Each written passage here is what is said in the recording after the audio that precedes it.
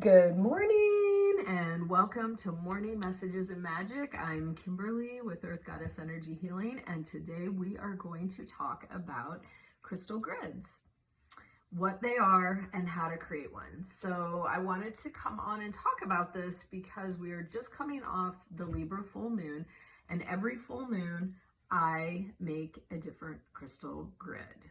So what is a crystal grid?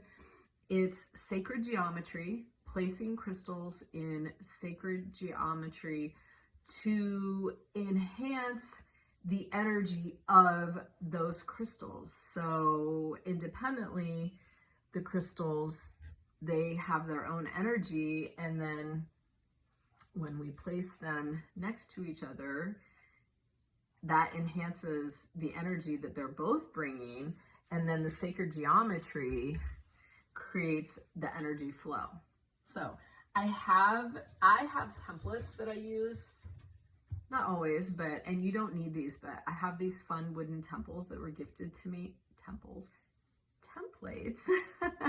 that were given to me that I can use to put the crystals on. And there we have a ready-made, idea of the sacred geometry that I want to use. So I will choose a template for the month based on my own intuition. Really, that's what it's based on. Like, what am I feeling this month? And what sort of energy am I calling in? So then the next step is to write out or type out or draw, however you want to communicate it. I write out what I'm calling in. Yeah, so I will include items for the collective, and then for me personally, what I want to call in. So I place that in the middle of the crystal grid because that is really the focus of the alchemy, the focus of the energy that I am creating with this crystal grid. All right, so once you have your intention set and you know the kind of energy you're trying to pull in, the alchemy of it all, then you can start choosing your crystals. And so this month I have chosen to focus on heart chakra and crown chakra crystals, so green, pink, clear crystals and such. And the way I decide who wants to be a part of the crystal grid is I hold a crystal in my hand, and you can feel the energy, or you can feel a yes or no. We have many chakras in the palms of our hands, and so energy can flow in and out of there. And so for me, that's an easy way for me to feel the energy. Sometimes it's a yes, sometimes it's a no. And then you're going to intuitively determine what sort of geometry you want to create. So for me, I felt like I wanted it to really flow this month. And so I created a spiral, which is just a flowing infinite cycle of that love and that higher intuitive knowledge that I'm calling in for this month. So once you get that established, then you can enhance it or embellish it. So I have dried flowers and herbs based on their own energy that I like to add to it. Anything organic, sage. And then I like to add candles also. Oh, I can't get this flower out. So this is a dried chrysanthemum that I would put on there. Okay, so this is what my crystal grid for the month looks like. You can see everything we talked about already on there. There is no such thing as a wrong crystal grid. And you can enhance the energy by working with other people to bring their energy in, their intuition, all of that. So make sure it's someone that you know and that you trust and that you love, right? But that magnifies the energy that is being put into that crystal grid. So I will light a candle every day. I will meditate on it. I will leave that up during this lunar cycle. And so when the next full moon comes around, I will change it. I don't know, it's a practice that resonates with me. Crystals have really strong energy and I feel very connected to them, and I think that when we recognize their resonance, when we recognize that they are vibrating at a certain frequency, that's when we can use them to enhance our spiritual work.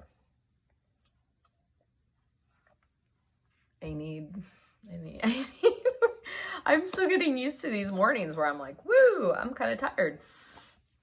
All right, so I asked Spirit what they wanted us to use to get the messages for this week, the energy for this week, and they gave me 2 decks. One was the Power of Surrender cards by Judith Orloff.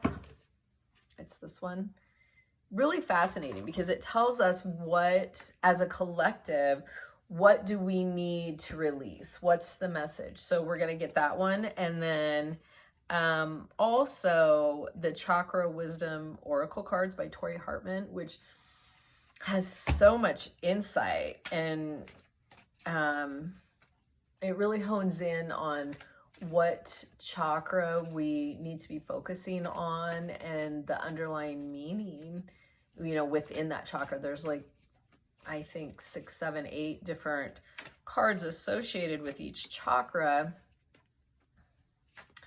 which all have different messages, you know. I mean, we can work with our chakras, and by the way, there's the front and the back of chakras, which aren't often discussed, but the back of the chakras are the receiving portal, and then the front of the chakras are the giving portal.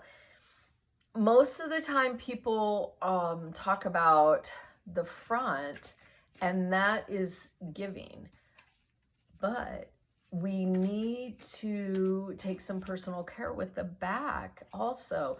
Are we open to receive? You know, so many times we're asking for love to come into our life, more love, friends, abundance, you know, all of that. And so we need to really ensure that the backs of our chakras are open. Are we open to receive what we're asking for? You know, because a lot of times that is a blockage that we don't talk about. All right, so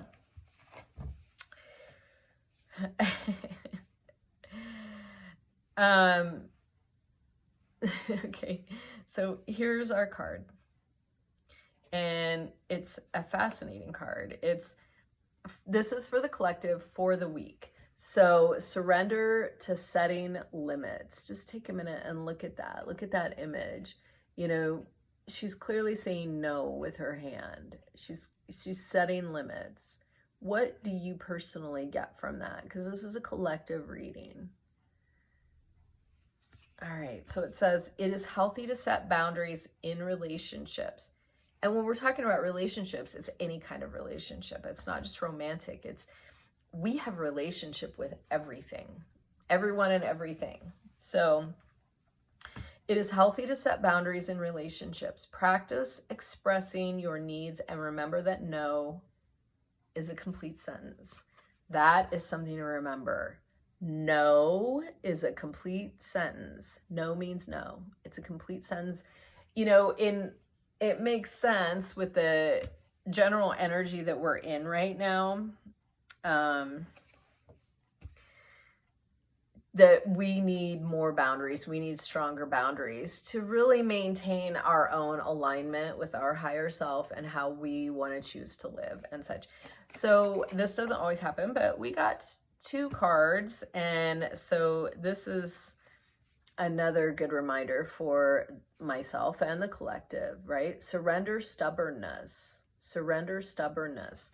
So this one says, if you're tensing up, if you're tensing up or taking a rigid stance about something, gently observe yourself and become more yielding.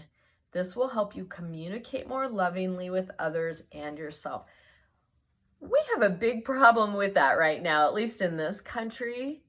communicating in a loving, open way where you're respecting each other and our differences from a human loving perspective. So yeah, this whole communication, if you find yourself going, no, it has to be this way, this is the only way, well, then this is a reminder for you to take a step back, for me to take a step back and ask yourself, well, why am I reacting that way? What is it within me that is triggering me to react that way? And how can I be more open? How can I be more loving? Even if I disagree with others, that's not saying you accept their opinions, but you can be open and listen to their opinions or their perspectives in a respectful, loving, kind way,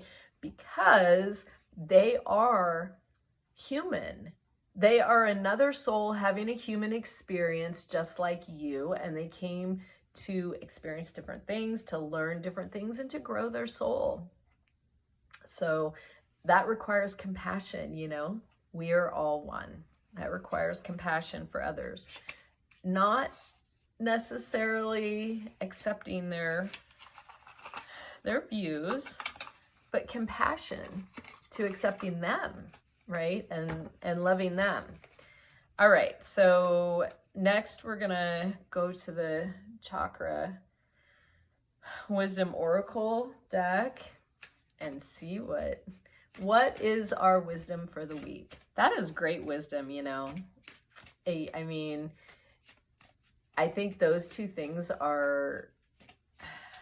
couldn't be any more relevant right now in the time that we're in, on the roller coaster ride that we're on and such. So very good. All right, what is our chakra wisdom message?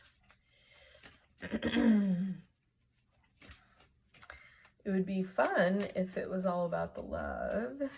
That would be confirmation for my crystal grid that is all about love and higher wisdom, right? Pulling that green and clear crystal energy. Sometimes it's pink too for the heart.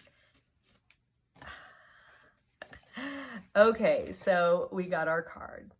It is perception. And look, it is a heart chakra. Yay!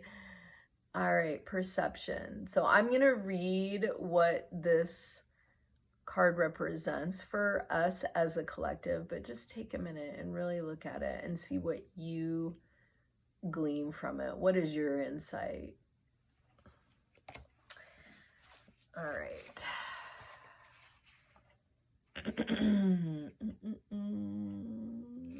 So, perception. Sorry, I have to find it. Give me a minute. Okay.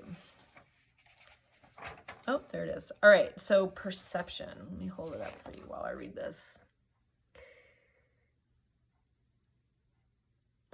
The heart knows what the eyes cannot see. Yes, trust that intuition.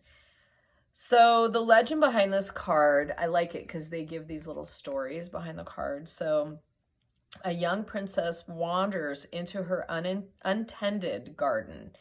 As she draws through the decaying undergrowth, she finds a brilliant emerald stone. The stone speaks and tells the princess to open an old wooden door. She enters a dark corridor and the door slams shut. Afraid, she moves forward until her hand falls upon another door. It opens to reveal the same garden she left behind, only now it is beautiful, filled with flowers, butterflies, and birds. It is magnificent and familiar. Ooh, I love that we're talking about crystal grids, and here's this beautiful emerald stone in the card in the story also. So the inspiration for this card is often our journey brings us full circle, leaving us to wonder why things happen. Emerald stone teaches us to follow through on whatever is before us.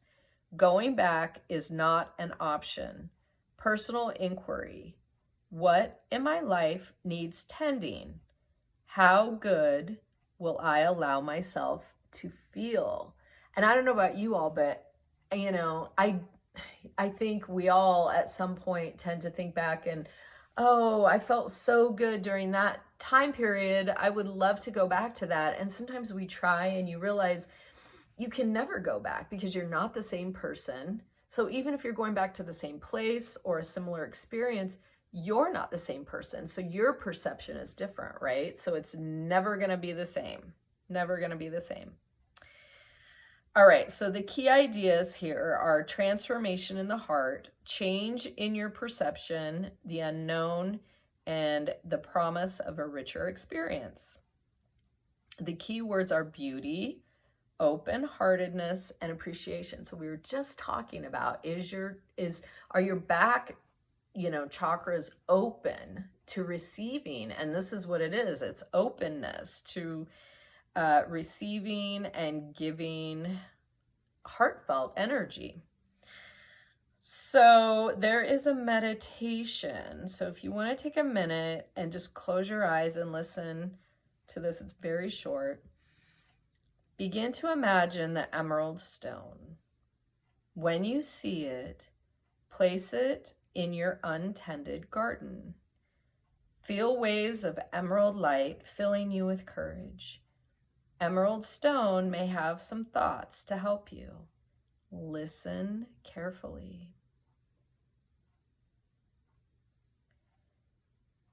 And when you are ready, see what has changed. I love that. This is all about perception.